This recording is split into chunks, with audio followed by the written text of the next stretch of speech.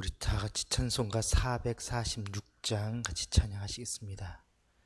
찬송가 446장입니다.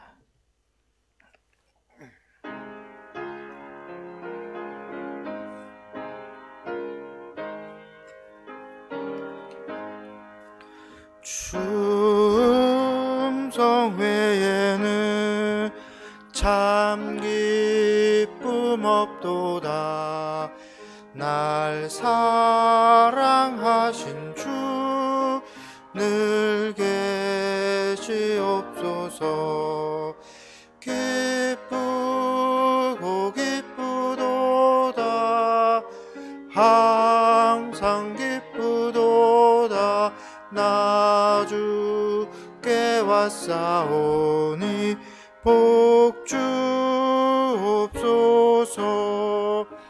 나 주께 왔으니 복 주시옵소서. 주 함께 계시며 큰 시험 이기네. 기쁘고 기쁘도다. 항상 기쁘도다. 나 주께 왔사오니 복 주옵소서. 주 떠나가시며 생명 헛되네. 기쁘나 슬플 때 늘 계시옵소서. 기쁘고 기쁘도다. 항상 기쁘도다. 나 주께 왔사오니 복 주옵소서. 그 귀한 언약을 이루어 주시고 주 명령 따를 때 늘 계시옵소서. 기쁘고 기쁘도다. 항상 기쁘도다. 나 주께 왔사오니 복 주옵소서.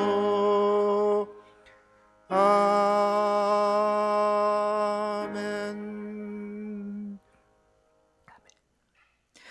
오늘은 나라와 민족을 위해서, 그리고 우리 한국교회를 위해서 같이 기도하십시다. 이 나라 이 민족 위에 지금 코로나19로 인하여 많은 사람들이 고통 가운데 있는데, 속히 코로나19가 종식되어지고 치료제와 백신이 개발되어서 모든 사람들이 안심하고 사회생활하며 일상으로 돌아갈 수 있도록 여러분 기도해 주시길 바랍니다. 또 이 나라의 정치, 경제, 사회, 문화를 위해서 기도하십시다. 우리 정치, 경제, 사회가 그 부정과 부패가 사라지고 하나님의 공의와 하나님의 정의가 드러날 수 있도록, 또 이 문화 속에 악의 문화, 또 불신의 문화는 사라지고 그리스도의 계절이 찾아와 예수의 사랑만이 가득한 이 문화가 될 수 있도록 여러분 기도해 주시기 바랍니다.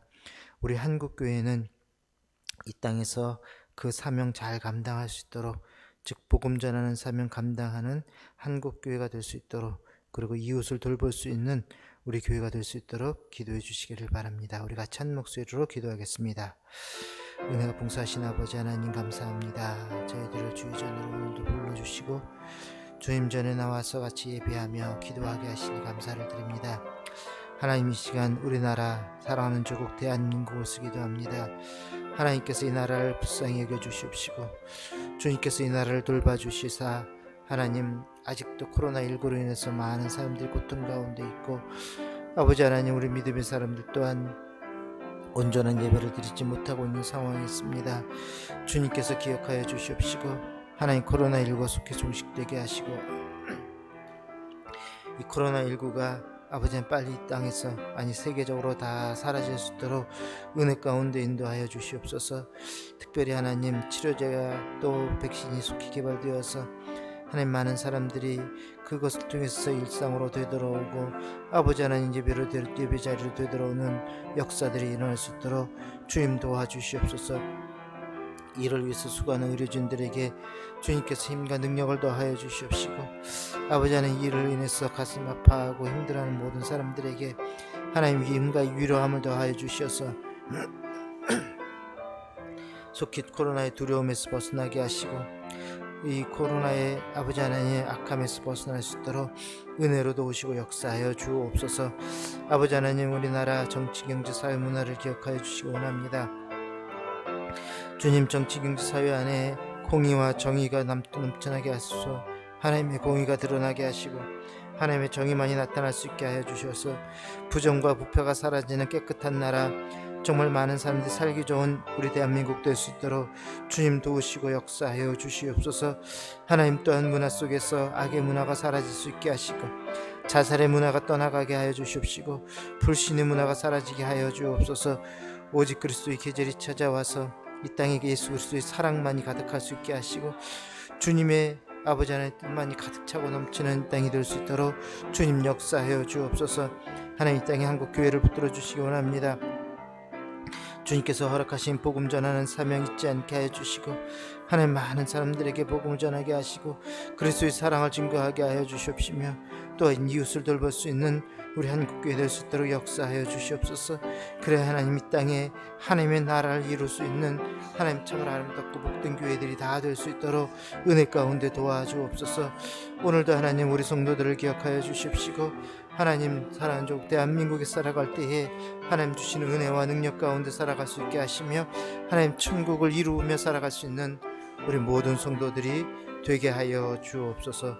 주님께서 모든 것을 수정하여 주시고 역사하여 주옵소서. 예수님 이름으로 기도합니다. 아멘.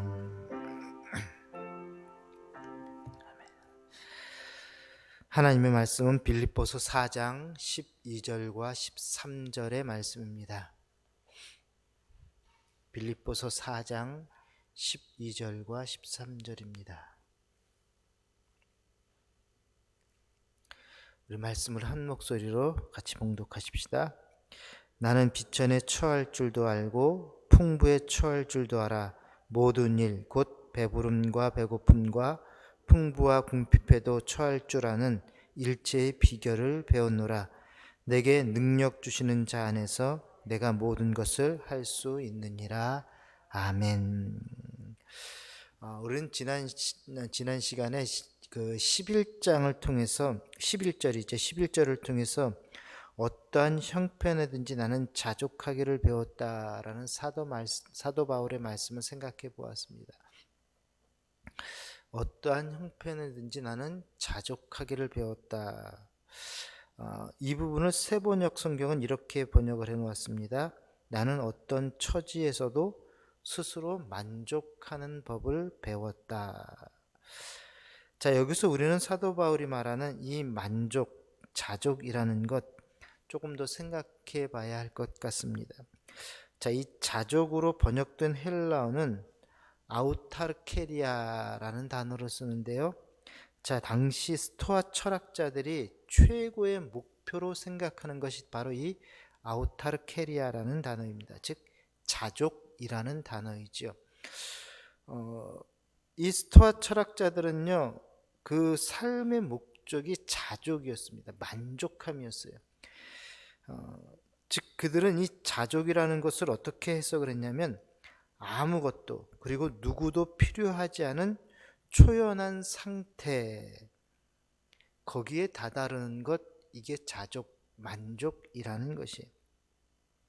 자, 그런데 그들은 이 자족하기 위해서, 자족한 상태, 만족한 상태에 이르기 위해서 모든 욕구와 모든 감정을 제거해야 한다, 그렇게 말을 하고 있습니다. 즉 가장 부한 사람, 부자가, 진정한 부자가 누구인가라는 질문에 스토아 철학자의 대표이죠 소크라테스는 이렇게 대답을 합니다. 가장 적은 것으로 만족하는 자이다. 왜냐하면 아우르타르케리아, 즉 자족이란 말로 자족이야말로 자연의 부이기 때문이다. 자, 이게 무슨 이야기냐면 욕심을 내버림으로 인해서 가장 적은 것으로 만족할 수 있는 사람이 진정한 부자다라는 것입니다.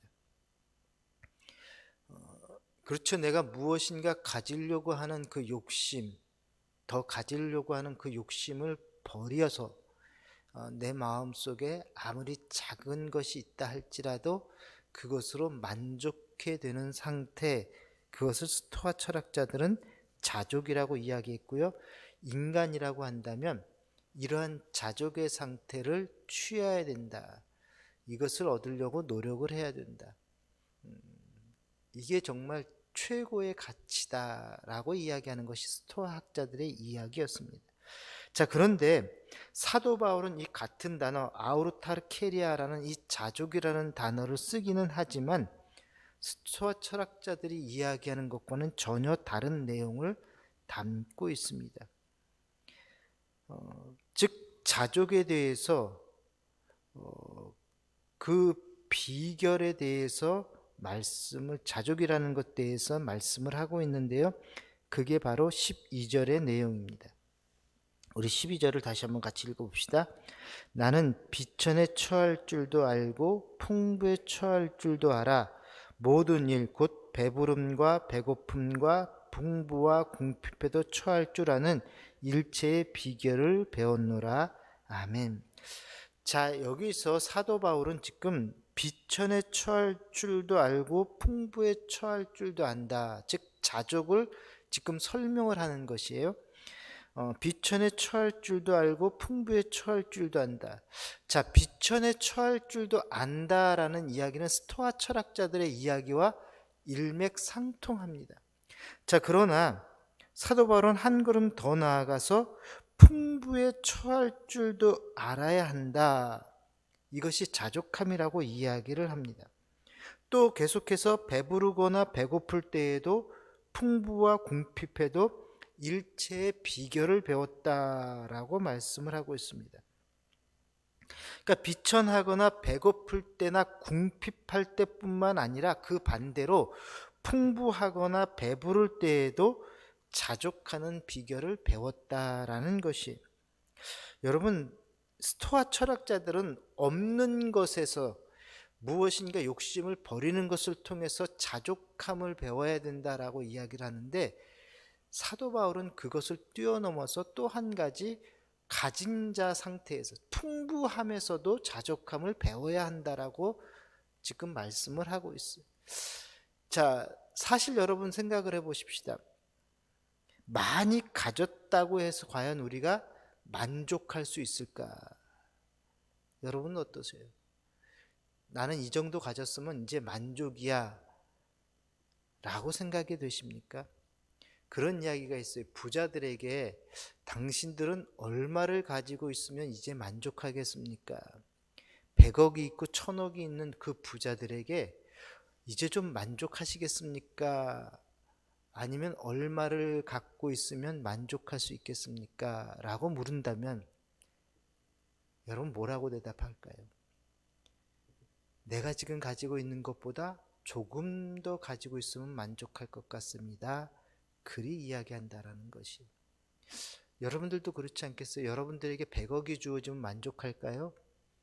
아니에요. 100억을 갖고 있어도 조금 더, 한 1억 정도 더 있으면 좋겠다. 이게 인간의 마음이라니까. 그러니까 결국 아무리 많이 가지고 있다 할지라도 만족함이 없는 것이 사람의 마음이에요. 사도 바울은 지금 오늘 뭐라고 이야기하죠? 그 많이 가지고 있음에도 만족함을 배울 수 있는 것, 이게 자족이라는 것입니다. 그래서 지금 비천에 처하든 풍부에 처하든 상관없이 자족할 수 있는 비결을 배웠다라고 사도 바울은 이야기를 하는데요. 자, 이 부분을 유진 피터슨 목사님 이렇게 번역을 해놨습니다. 나는 적은 것을 가지고도 많은 것을 가진 것처럼 행복하고 많은 것을 가지고도 적은 것을 가진 것처럼 행복합니다. 자, 결국 행복이라는 것은요, 많이 가졌느냐, 적게 가졌느냐에 달려 있는 것이 아니라는 것이에요. 진정한 자유함은 물질의 소유에 매여 있지 않다라는 것입니다. 여기에서 우리는 정말 진정한 그리스도인이라고 한다면, 정말 내가 진정한 신앙인이라고 한다면 우리는 진정한 자유함이 무엇인지를 배울 수 있다라는 것이에요. 여러분, 어떤 사람들은요, 어려울 때 신앙생활을 참 잘 하시는 분들이 계셔요. 정말 부족하고 돈도 없고 정말 모자르고, 자, 그럼에도 불구하고 열심히 나와서 기도 생활하고 열심히 힘써서 교회에 나오고 겸손하게 믿음 생활하는 것을 볼 수가 있습니다. 자, 그런데 그런 분들 중에 그 문제가 해결되고 나면은요, 즉 풍부해지고 난 다음에 그 태도가 바뀌는 것을 볼 수가 있다라는 것이에요. 어려울 때는 정말 열심히, 제가 우리 교회 왔을 때 그런 얘기 참 많이 들었어요. 목사님, 우리 교회가 한때 굉장히 어려움이 있었습니다. 그때 내가 교회를 지켰어요. 철야를 했어요. 교회에 나와서 밤새 기도했습니다. 근데 이제 그 문제가 다 해결되니까 그런 분들이 다 사라져버린 거예요. 여러분, 문제가 해결되고 난 다음에 기도도 잘 안 하고 교회도 빠지고 옛날과는 다르게 이상하게 변하더라라는 것이. 그래서 왜 요즘에 교회 안 나오십니까? 물어보면 아유, 뭐 문제가 다 해결됐는데요. 이제는 뭐 집사들이 해야죠. 여러분, 이렇게 비천에 처할 줄은 아는데 풍부에 처할 줄을 모르는 사람들이 있다라는 것이. 또 반대로 어떤 사람들은 풍부할 때 신앙생활 참 잘하시는 분들이 있어요.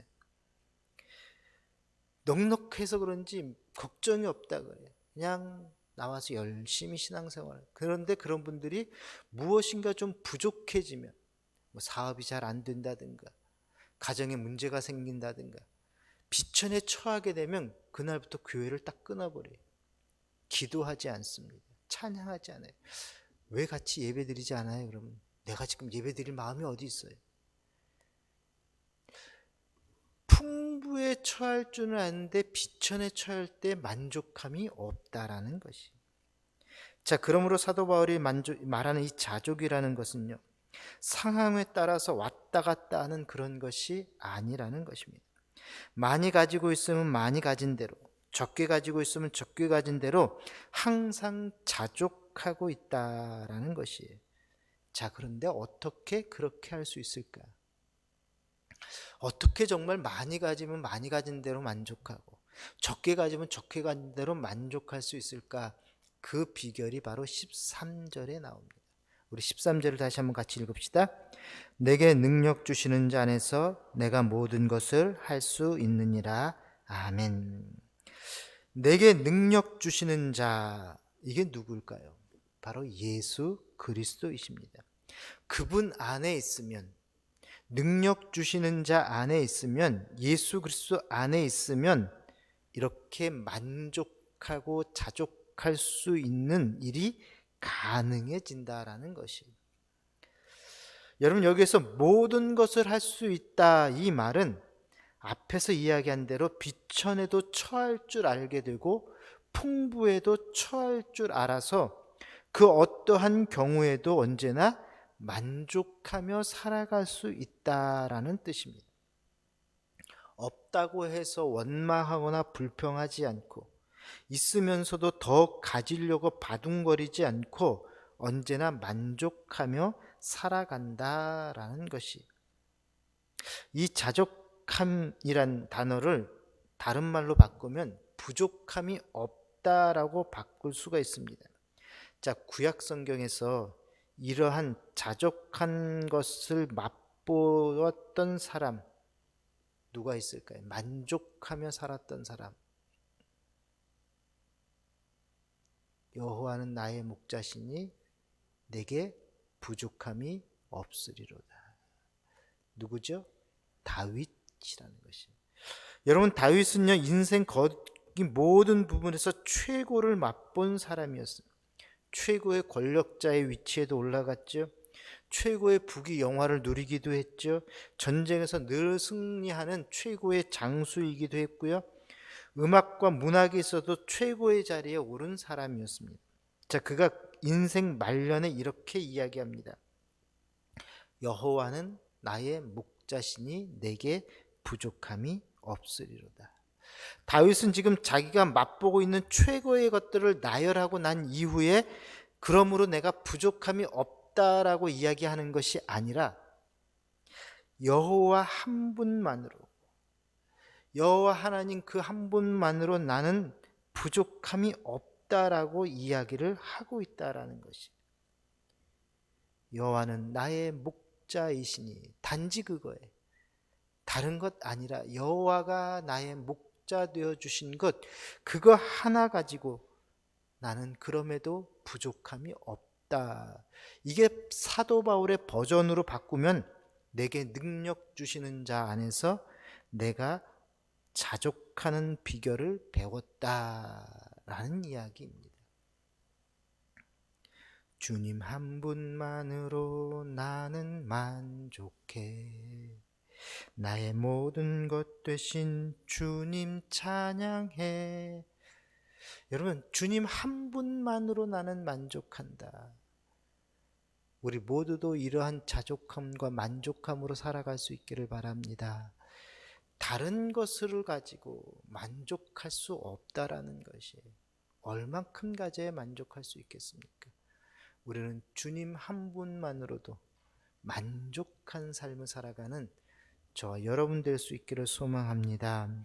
그러므로 인생의 만족이라는 것은요, 주님 안에 있을 때, 계속해서 사도 바울이 이야기하는 것 아니겠습니까? 주 안에서, 주님 안에 있을 때 우리의 만족함을 맛볼 수가 있게 되는 것이.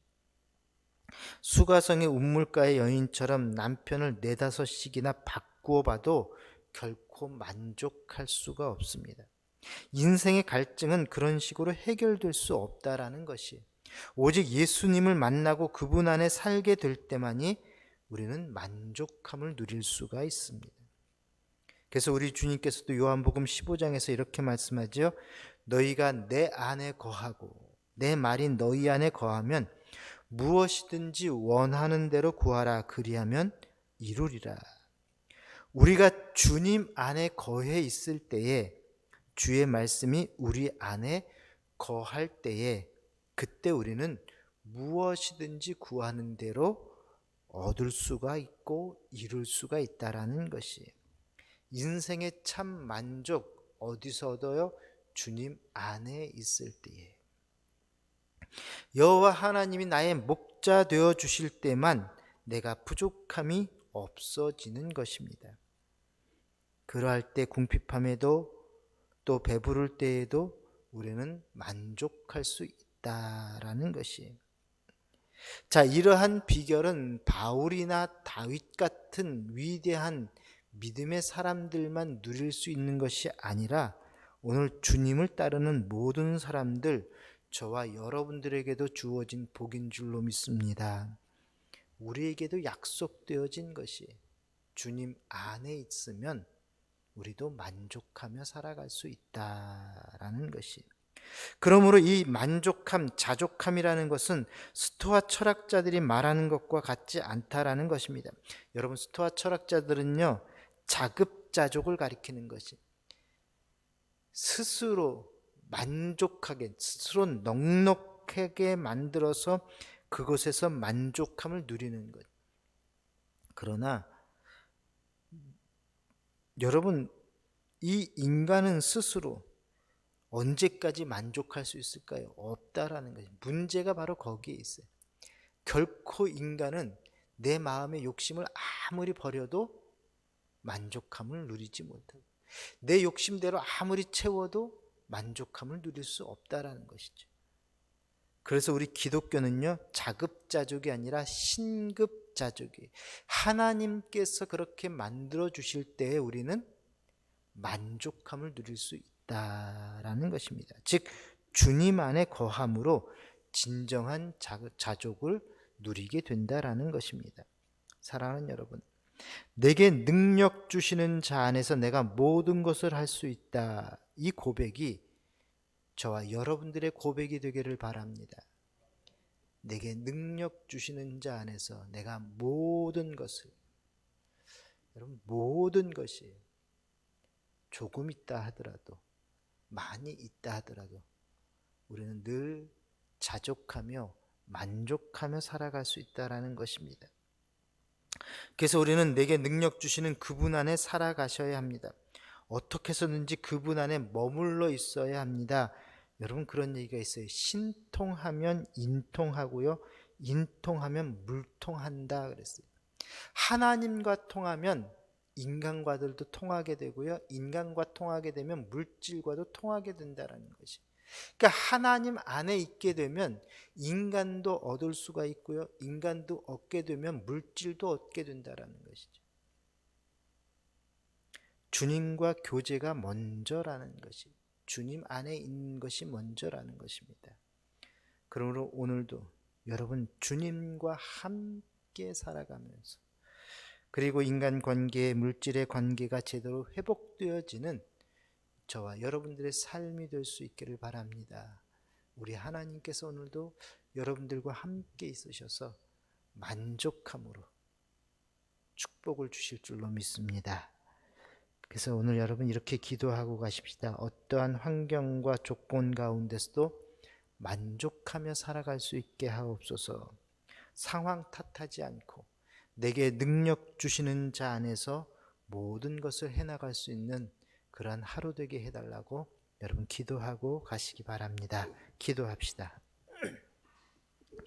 은혜가 풍성하신 아버지 하나님, 오늘도 저희들에게 새로운 날 주시고 새 생명을 허락해 주시니 감사합니다.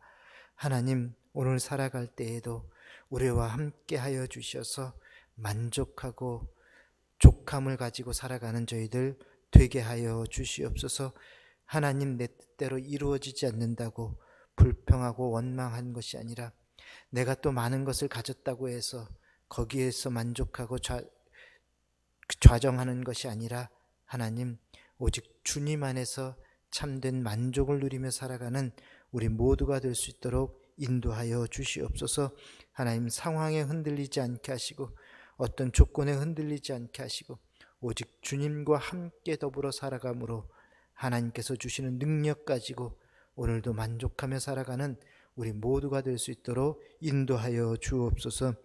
그러기에 주님, 저희가 혹 부족한 것이 생각나거들랑, 없는 것이 생각나거들랑 주님 앞에 나와 기도할 수 있는 저희들 되게 하여 주옵소서. 아버지 하나님, 염려하고 근심하고 걱정하기보다 먼저 주님 앞에 엎드려 기도함으로써 하나님 참된 능력과 만족함을 누리는 우리 모두가 될 수 있도록 인도하여 주옵소서. 오늘도 귀한 예물 드리는 손길을 축복하여 주시고 저들의 삶 가운데 참된 만족이 넘쳐날 수 있도록 은혜로 도와주옵소서. 예수님 이름으로 기도합니다. 아멘. 하늘에 계신 우리 아버지, 아버지의 이름을 거룩하게 하시며 아버지의 나라가 오게 하시며 아버지의 뜻이 하늘에서와 같이 땅에서도 이루어지게 하소서. 오늘 우리에게 일용할 양식을 주시고 우리가 우리에게 잘못한 사람을 용서하여 준 것 같이 우리 죄를 용서하여 주시고 우리를 시험에 빠지지 않게 하시고 악에서 구하소서. 나라와 권능과 영광이 영원히 아버지의 것입니다. 아멘. 자유롭게 기도하다 가시기 바랍니다.